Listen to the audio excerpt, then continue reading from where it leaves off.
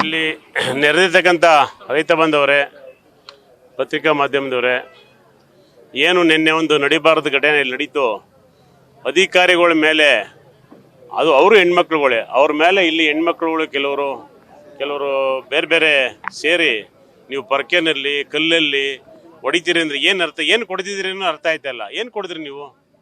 ಅವರು ಏನು ನೋಟಿಫಿಕೇಶನ್ ಮಾಡಿದೆ ಸರ್ಕಾರ, ಕೆಂಪೇಂಬಳ್ಯ, ತಾಯಪ್ಪನದೊಡ್ಡಿ, ಮೂಡ್ಲೈನದೊಡ್ಡಿ, ಮಂಡ್ಲಳ್ಳಿ ಮತ್ತು ಒಡೆರಳ್ಳಿನ ಸರಿ ನೋಟಿಫಿಕೇಶನ್ ಮಾಡಿದೆ. ಆ ನೋಟಿಫಿಕೇಶನ್ ಸಂಬಂಧಪಟ್ಟಂಗೆ ಕೆಂಪೇಂಬಳ್ಯ ಮತ್ತು ಮೂಡ್ಲೈನದೊಡ್ಡಿ ಕ್ಲಿಯರ್ ಆಗಿದೆ. ಅವ್ರು ಆಗಲೇ ಪರಿಹಾರ ತಗೊಂಡವ್ರೆ, ಸೈಟ್ ಬೇಕಾದ ಜಾಗ ಏನು ಬೇಕೋ ತೊಗೊಂಡವ್ರು, ಅವ್ರಿಗೆ ಏನು ಅನುಕೂಲ ಬೇಕೋ ಅದು ಮಾಡ್ಕೊಂಡಿದ್ದಾರೆ, ಅದು ಪೂರ್ತಿ ಆಗಿದೆ. ಎರಡನೇ ಹಂತವಾಗಿ ಮಂಡ್ಲಳ್ಳಿ 71 ಎಕರೆ ಜಮೀನಿತ್ತು, ಅದರಲ್ಲಿ 27 ಜನದಲ್ಲಿ 23 ಜನ ಅವರು ಅರ್ಜಿ ಕೊಟ್ಟಿದ್ದಾರೆ GBDAಗೆ. ನಮಗೆ ಪರಿಹಾರ ಎಲ್ಲ ನಮ್ಮ JNC ಮಾಡಿ ನಮಗೆ ಸೂಕ್ತವಾದ ಪರಿಹಾರ ಕೊಡಿ ಮತ್ತು ಜಾಗ ಕೊಡಿ ಅಂತ ಅರ್ಜಿ ಕೊಟ್ಟವ್ರೆ. ಅದಕ್ಕೆ ಸಂಬಂಧಪಟ್ಟಂಗೆ ಹೋದ್ಮೇಲೆ ನೀವು ಯಾರೋ ಹೋಗ್ಬಿಟ್ಟು ದೌರ್ಜನ್ಯ ಮಾಡೋದು ಏನದೆ? ಏನು ದೌರ್ಜನ್ಯ ಮಾಡಿದ್ರಿ? ಉದ್ದೇಶ ಏನು ನಿಮಗೆ? ನಿಮ್ಮ ಕಾನೂನು ಅದೇ.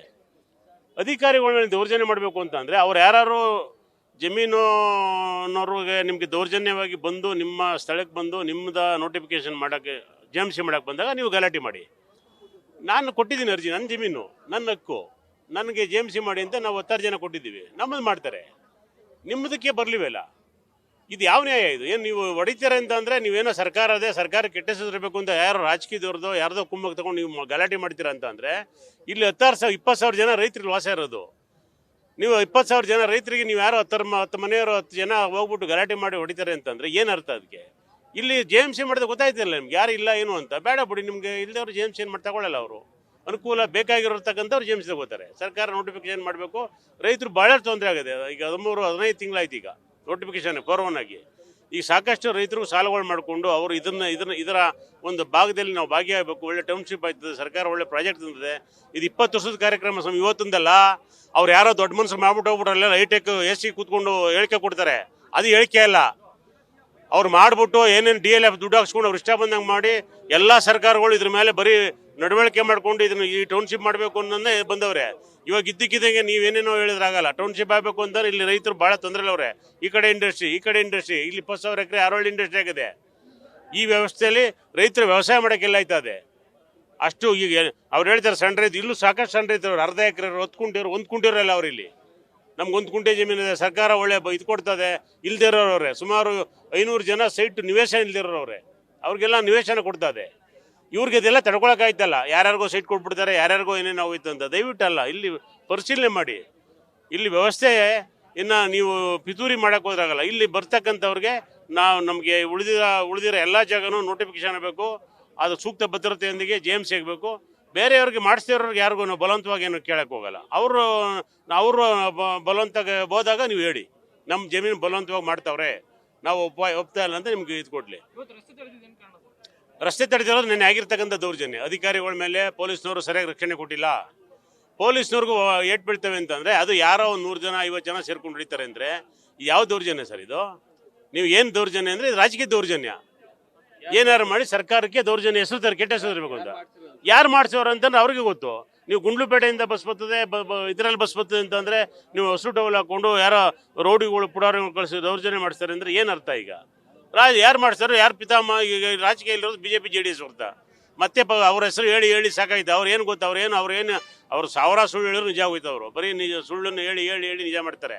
ನಿಜ ಹೇಳ್ಬೇಡಿ, ನೀವು ಕೂತ್ಕೊಳ್ಳಿ. ನಾನು ಹೇಳಿದ್ದೀನಿಲ್ಲ ಅವ್ರಿಗೆ, ನೀವು ಬನ್ನಿ ಚರ್ಚೆ ಮಾಡಿ.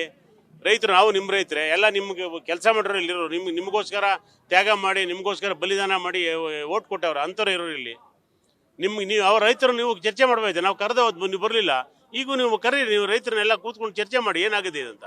ನೀವು ಯಾಕೆ ಮಾಡಿದ್ರಿ? ನೀವು ಮಾಡೋದು ತಪ್ಪೇನದು?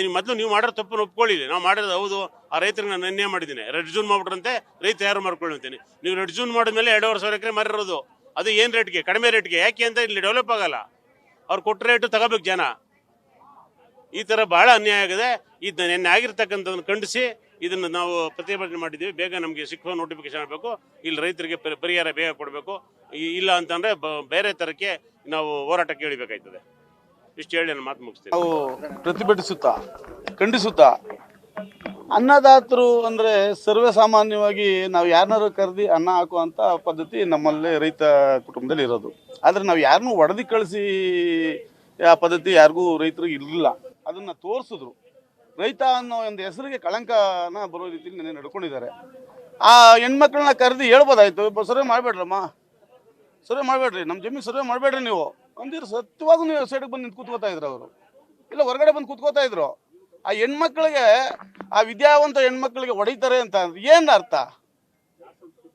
ಯಾವ ಸಂಸ್ಕೃತಿಲಿ ನೀವು ಕಲ್ತಿದ್ದೀರಾ? ಪರ್ಕೆಲ್ ಹೊಡಿಯೋದು ಅಂದ್ರೆ ಏನು? ಯಾರು ನೋಡಿತೀರ ಪರ್ಕೆಲಿ ನೀವು? ನಿಮ್ಮ ಜಮೀನು ಅಳ್ದಿದ್ರಾ ಸ್ವಾಮಿ? ಅವರು ಬೆಳೆ ಒಣಗೋದ್ರೆ 12 ಲಕ್ಷ ಕೊಡ್ತಾರೆ. ರೇಷ್ಮೆ ಬೆಳೆ ಒಣಗೋದ್ರೆ ಅವ್ರಿಗೆ 12 ಲಕ್ಷ ಹೋಯ್ತು ರೈತನಿಗೆ. ಒಂದು ಹೀರೆ ಹಾಕವ್ರೆ ಅದಕ್ಕೆ 5 ಲಕ್ಷ ಬರ್ತದೆ, ಒಂದು ಸೌತೆ ಹಾಕವ್ರೆ ಅದಕ್ಕೊಂದು 5 ಲಕ್ಷ ಬರ್ತದೆ. ಇದು ಈ ಮಳೆಯಲ್ಲಿ ಒಣಗೋಯ್ತದೆ. ಅದು ಒಣಗೋದ್ಮೇಲೆ GMC ಮಾಡಿದ್ರೆ ದುಡ್ಡು ಬರ್ತದ? ಪಾಪ ರೈತರು ಗೊಳೋ ಅಂತ ಅಳ್ತಾವ್ರಲ್ಲಿ. 27 ಜನದಲ್ಲಿ 23 ಜನ ರೈತರು ಇದ್ಕೊಟ್ಟವ್ರೆ. 23 ಜನ ರೈತರಿಗೆ ಅವ್ರಿಗೆ ಇದ್ಕೊಡ್ತಾರೆ. ನೀವು ಬೇರೆ ಊರಿಂದ ಬಂದು ಅವ್ರಿಗೆ ಹೋಗಿ ಹೊಡಿತೀರಲ್ಲ, ಸರಿನಾ? ಇದು ನ್ಯಾಯನಾ? ಏನು ನಿಂಗೆ?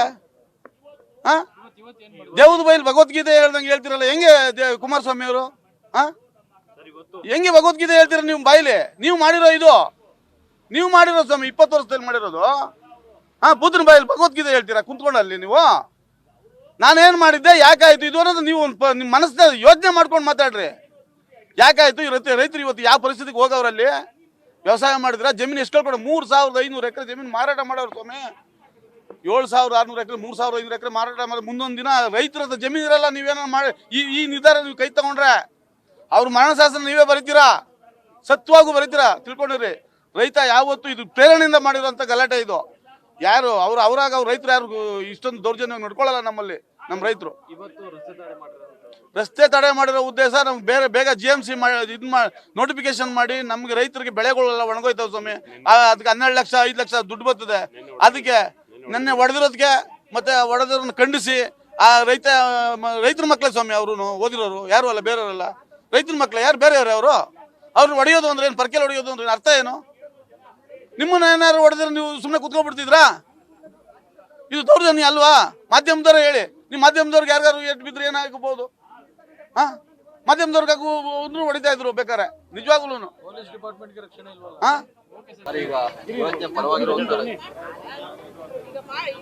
ಯೋಜನೆ ಪರವಾಗಿರೋ ರೈತರು ಕೂಡ ರಸ್ತೆ ಪ್ರತಿಭಟನೆ ಮಾಡ್ತಾರೆ. JMC ಬೇಕು ಅಂತ ಒತ್ತಾಯ ಮಾಡ್ತಾರೆ. ಹೌದು, JMC ಬೇಕು ಅಂದರೆ ನಮಗೆ ಇವಾಗ 87% ನಾವು ಈಗಾಗಲೇ ಅರ್ಜಿಗಳನ್ನ ಹಾಕ್ಕೊಂಡಿದ್ದೀವಿ.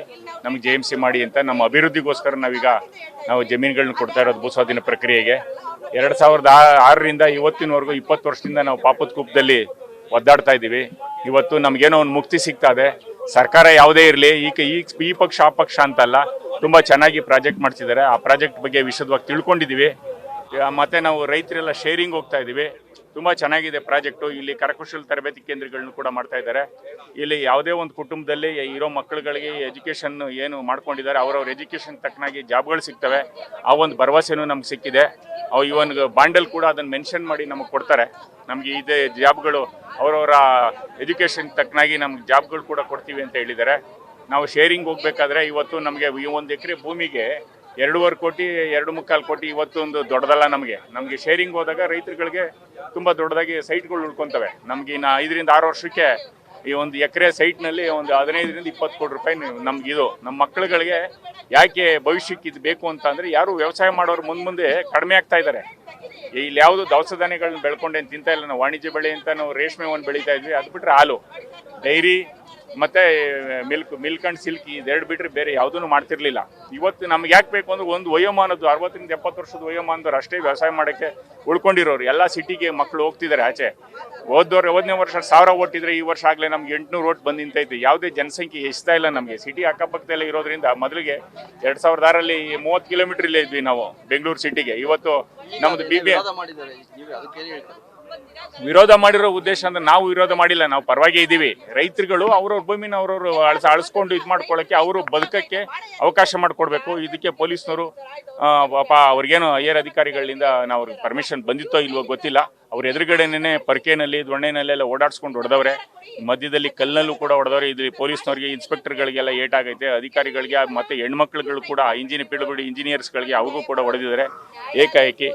ತುಂಬ ಆ ಒಂದು ವಿಷಯವಾಗಿ ನಮಗೆ ಪ್ರಾಜೆಕ್ಟ್ ಬೇಕು. ನಮಗೆ ಅಳತೆ ಮಾಡ್ಸಕ್ಕೆ ಅನುಕೂಲ ಮಾಡಿಕೊಡ್ಬೇಕು.